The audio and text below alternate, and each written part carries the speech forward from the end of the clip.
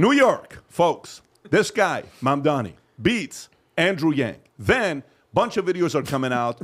Rob, can you go to the other one first, if you don't mind? The other one is if you Andrew Cuomo, not Andrew Yang, but him as well. But Andrew Cuomo, beat him too. He's being interviewed here and asked if he believes billionaires should exist. Okay, I want you to listen to his answer, Rob. If you can do it on Twitter, so we can. Where did you go to, Rob? You went to a completely different place. I have a different clip of him. Just go to my Twitter account, Rob. Just go to my Twitter account. It's 2 videos that I have there. That's what I'm saying. If you just go there, you'll find it. It's like last night, right? Yeah, he's being interviewed and he's being asked about billionaires. Should billionaires exist? This is his response. And I actually want to go to the comment section because I want to know how the audience reacts to it. Some are critical, some are supportive. Go for it, Rob. You are a self-described democratic socialist. Do you think that billionaires have a right to exist? I don't think that we should have billionaires because, frankly, it is so much money in a moment of such inequality. And ultimately, what we need more of is equality across our city and across our state and across our country. And I look forward to work with everyone, including billionaires, to make a city that is fair for all of them. Hey, billionaires, I look forward to working with you to take your billions away from you and give it to the working people, the poor. And guess what? I think you want to work with me. By the way, here's a kicker. You ready for this? Do you know what city in America has the most billionaires? The city he's about to be mayor in. Type in, Rob, which city in America has the most billionaires? 123 billionaires live in New York City right now. Yeah. And he wants to say, I don't believe. So you know what he's trying to say is, I don't believe billionaires should live in New York City. That's the interpretation. Look at that. Forbes 2025 ranking, New York City, 123 billionaires. How are these billionaires okay with this guy becoming a mayor of the city? Go a little bit lower, Rob, if you could. Watch this one here. LA's got 53. San Fran's got 50 to 82 because some of the guys left. But look at that number right there, 123. Then there's another video that he's been interviewed where he uses a very, very interesting phrase because the president doesn't call him a socialist. The president calls him a communist. And after you see this, you'll see why that is. Rob, play that clip if you could. And again, I want to go on the Twitter side because we can watch the comments as well afterwards, Rob. Go for it. Go for it, yeah. This is about this entire project. Listen to the phrase. It's not simply to raise class consciousness, but to win socialism. And obviously raising class consciousness is a critical part of that. But making sure that we have candidates that both understand that and are willing to put that forward at every which moment that they have, at every which opportunity that they're given. We have to continue to elect more socialists. And we have to ensure that we are unapologetic about our socialism. There are also other issues that we firmly believe in. It's coming. Whether it's BDS, right? Or whether it's the end goal of seizing the means of production. Okay, pause right there, Rob. Pause. Go back a little bit more. Go back a little bit. Okay, with the smile on his face, the end goal. Smile on his face. Press it. Do it again. The end goal of seizing the means of production. Okay, go back one more time, folks, because we're going to go and say what famous author used that phrase. Don't say anything. Okay. Just we want to go through and say it one more time, Rob. Pay attention, folks. Go ahead. Goal of seizing the means of production. What does he say? What's the line? Means in production? Seize the means of production. Okay. Gosh, where did I read that? By the way, first of all, he must have done this podcast on Christmas because that's an ugly sweater he's wearing. But if you go on ChatGPT, ugly sweater. Type in what author or which economist used the phrase "and the means of production." Okay, which economist used the phrase "and the means of production"? Okay. And the means of production, seizing production, famously comes from who? Karl Marx. 19th century German philosopher economist who famously associated with the phrase, the proletarians have nothing to lose but their chains. They have a world to win. Workers of the world unite. The abolition of private property in the means of production, right? In the means of production. So now, he is a communist. So this guy wants to go in that direction, and then President Trump responds to it, I believe, this morning. Rob, if you have that clip when he responds to it. And then, Tom, I'm going to come to you first. We're going to save our economist, Vinny, at the end, but we're going to come, Tom, I'm going to come to you first. I'm going to go from the lowest to the go ahead, Rob, play this clip. I think he's terrible. He's a communist. The last thing we need is a communist. I said there will never be socialism in the United States. Now we have a communist. So I think he's bad news.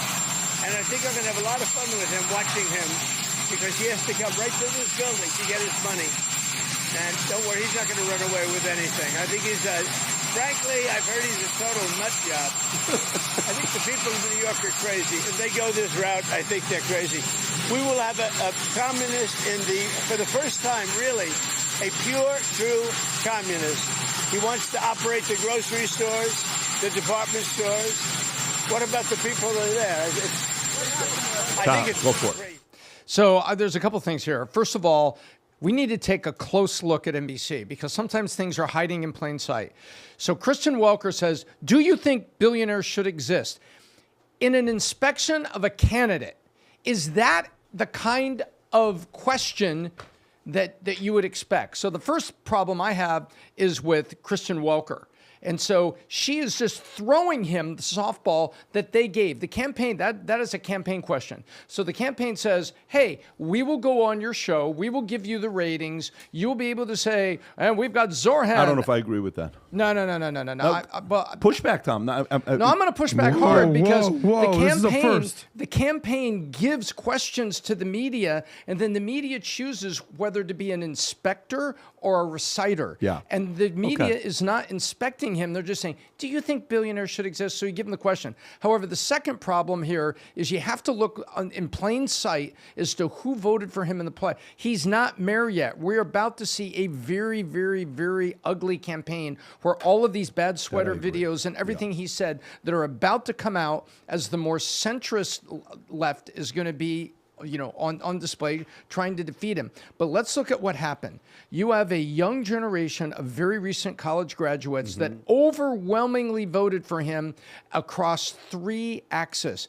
Axis number one, how the hell am I going to pay off all the student loan debt? Never mind that you've willingly went and got it for your degree. Number two, wow, when am I going to be able to afford housing? And number three, therefore, life in general is pretty damn overwhelming and expensive. Yep. And those people found, you listen to him, he's a skillful communicator, and how he answered that to Kristen Welker with a soft voice and an empathetic tone. That's a gifted communicator. So in plain sight, you need to see that we have a lot of people in this country that just got out with student loan debt, looking at the price of housing, looking at the cost of living, and they were ripe to be harvested by this kind of a message, but they don't know what they're buying. Right, Rob, can you go to the video where he answers, she's asked the question, do you believe billionaires should exist? Just go on the Twitter so we can see the comment section. Just go to my profile right there. Okay, if you go a little bit lower, one more. Okay, pose the question and look at his instant reaction. This guy had no clue that question was going to be asked. Watch his instant reaction. He doesn't want that question. My opinion, Tom. Go for it. Described democratic socialist. Do you think that billionaires have a right to exist? I don't think that we should have billionaires because, frankly, by the way, Tom, the reason why I don't think that's the case with that question is because that's exactly the question they don't want him to be asked.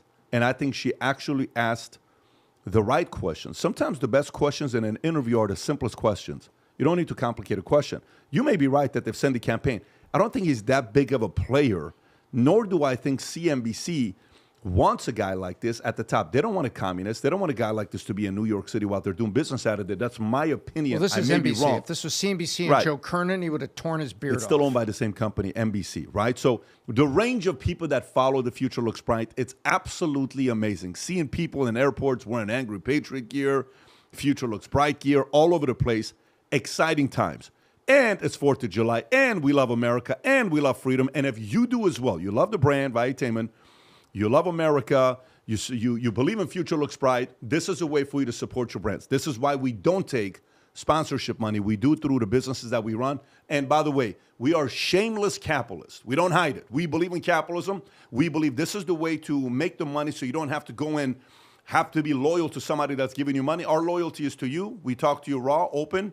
And if you like it, you don't like it, great. You get to connect us and say, Pat, I disagree with you. I can't believe you said this. And if you agree, great. We talk about it as well.